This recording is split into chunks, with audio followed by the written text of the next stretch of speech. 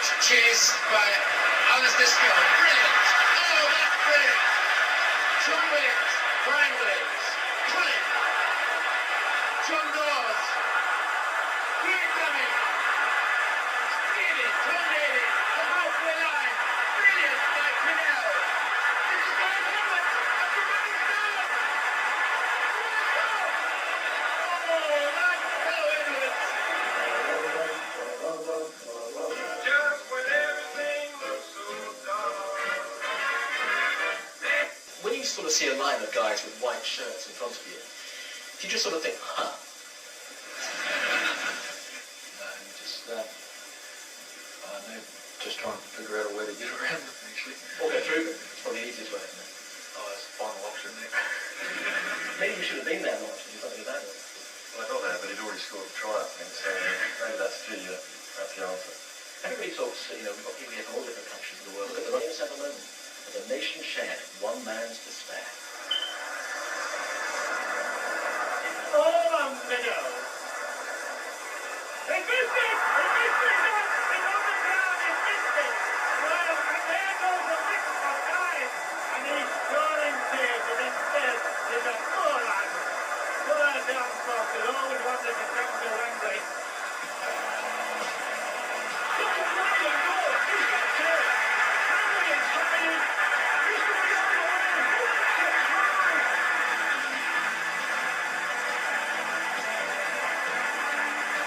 Sullivan.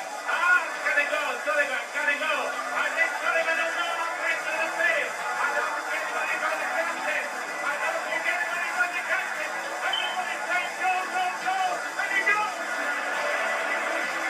To the fire. Celebration's finished. Now in. Back to the fire. He's got another chance to reach. On the outside. I'm sure he's going to go to volley. That is what sensational try. That's the strength of Oxford Fighting. And the speed on this ground. It's the man who scored that sensational try, Martin O'Fire. Was it the finest you scored? I've scored a few good as that, but it's the occasion as well to be able to do something like that on such a big occasion. Is that the most spectacular? How healthy is the smaller drum?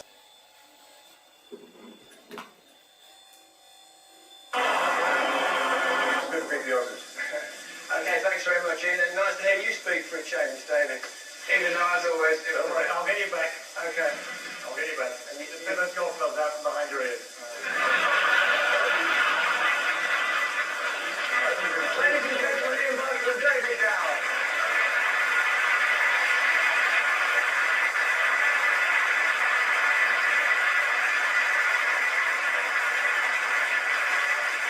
Not so nasty. Maybe my mother is here behind me. Mohammed, I love to take from him, we used to play a tournament in Las Vegas, and he was filming the race at that time.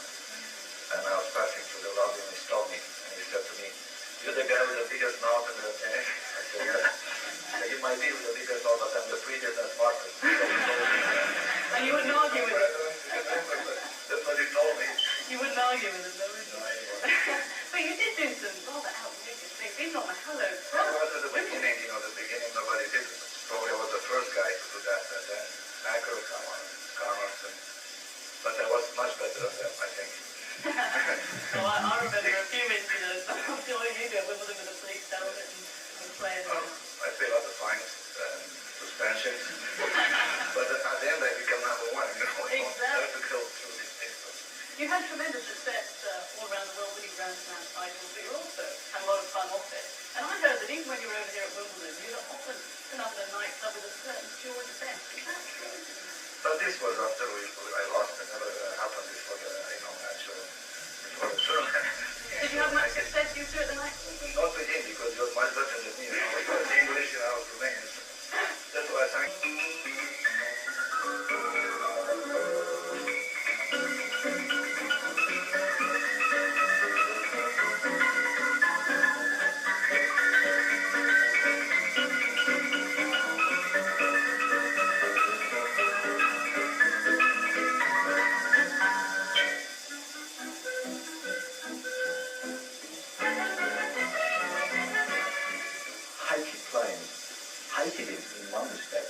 But we had so much of a mutual admiration. I think wherever he went, Agro followed.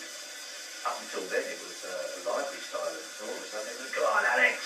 And there was a new breed coming in. But he frightened me. I couldn't handle it. I used to try and keep as far away from possible.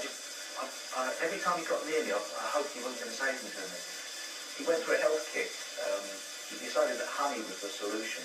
But I remember that he put spoonfuls of it in his lager. Even though Jimmy White is a marvellous player, and Romeo Sullivan is a fantastic talent, I put the only genius I've ever seen on a snooker table in the hands of Alex Higgins.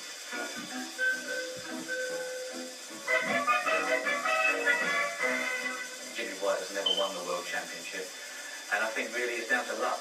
His skill levels have been fantastic, but he's just been in the right place in the wrong time. When he wins, he doesn't boast, and when he loses, he doesn't complain and moan. And over the years, he's had lots to complain about. Jimmy White is the man on the street. He's got street credibility that no other snooker player's ever had before.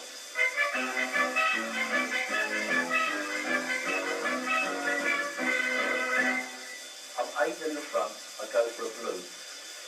I can't lose. 8 in the front, I go for a blue, and all of a sudden, it rolls over the pocket, it doesn't go in, Dennis pops it, 8-1, and all of a sudden the wheel fell off. In style that the wheel's never fallen off before. And in the last frame, I know he didn't play great either, but I just completely gone. And there's nothing embarrassing about that, because really you're allowed to go. It's how you deal with it afterwards. And as I got out of my chair and walked to the table, I realised that my legs didn't seem like my legs, and my arm, and it wasn't even my cue. It was a different body. I was playing with a different body. And I just cracked up and missed the black and overcut it. And I just sort of sat stunned in silence in my chair while Dennis was going like that to somebody and then David Ryan came on and asked me some questions. My face looked like a smack bum, you know. I'm not sure anyone's ever described their face as looking like a smack bum. You recovered now? Yes, and such a great entertainment tonight. Yes, I have recovered, and it's one of my greatest memories of my career. One of Jenny's best horses, Burial Lad. People call her the cuddly one. Was she always cuddly? Right, cuddly is a dead job. Alsatians walk around in pairs of no, I tell you what she's done for the sport. She's brought it to a lot of people that, outside of the game. I thought you had to take the right calling. That's what you Well, she used to do that as well. He said he wouldn't come in and go for a hill lad. I said you've got two choices. You don't school, you don't ride it. So he's been harping on about it ever since. And not many women can put John Franklin in his place, that's for sure. Willie, have you ever considered taking up the jumping game?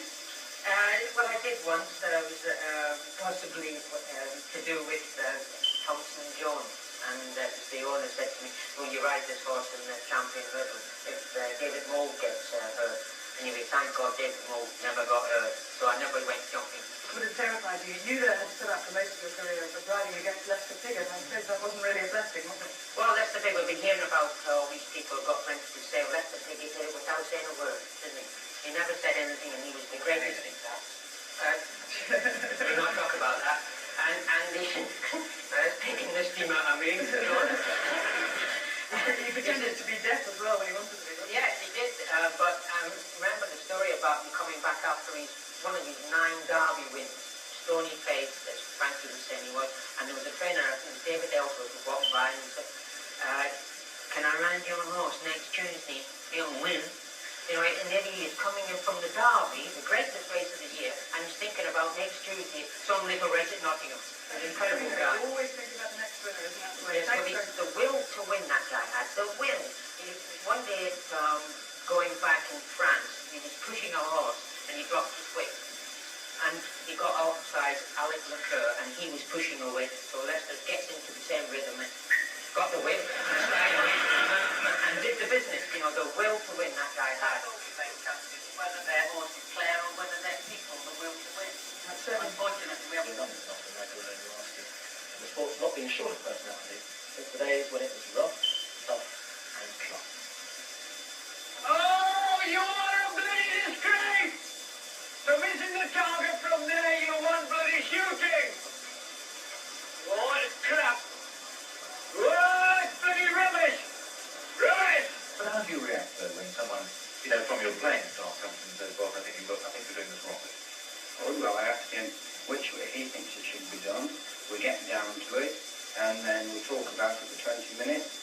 then we decide I was right. Whatever you say, boss. Now, in 100 years of football, there are clearly thousands of different images, goals, and memorable moments. I hope some of yours. Personality of the Year. And so we come to our final award for this evening, and perhaps the most important award in the history of this programme. This special Gold Award goes to the sportsman or sportswoman who has made the greatest impact on the global audience this century. This was decided by you, the viewers, in a phone vote prior to this evening's programme. And these were the superstars who attracted the greatest number of votes for sports personality of the century.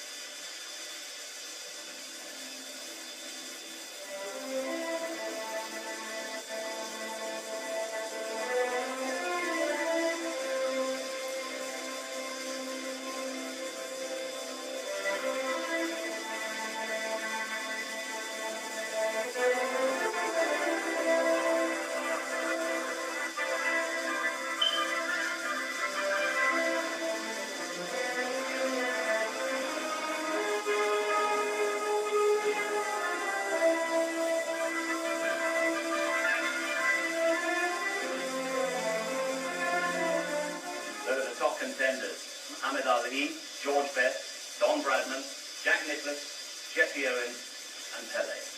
But one man has amassed far more votes on his own than all our other contenders combined. We have an undisputed winner. To present the award for Sports Personality of the Century, we have Evander Holyfield, and to announce it, our very distinguished former BBC colleague, Harry Carson.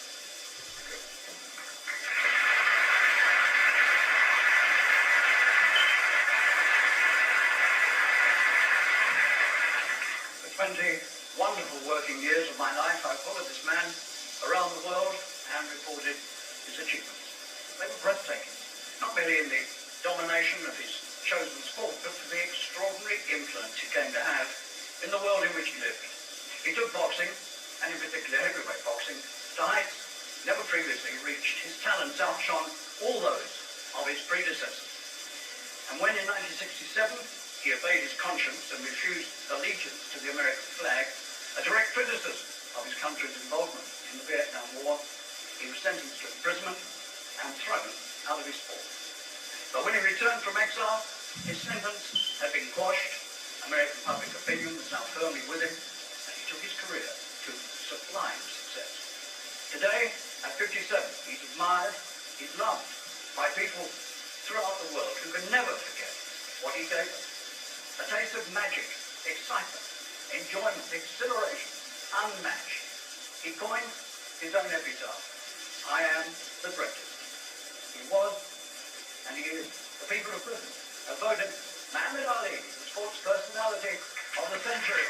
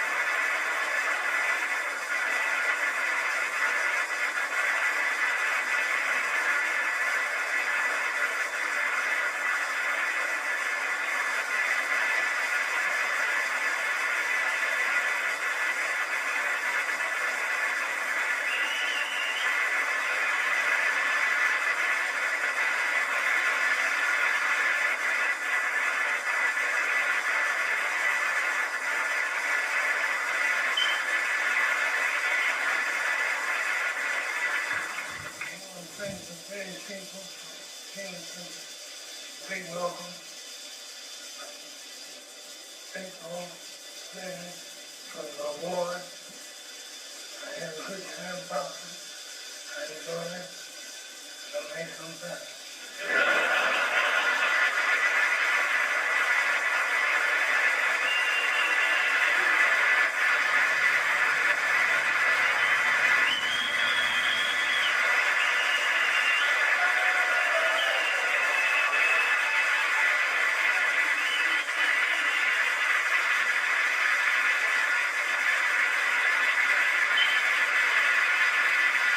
Wonderful moment. Muhammad Ali, our sport Sports Personality of the Century, Lennox Lewis, our Sports Personality of the Year. From us all here at BBC Television Centre, good night.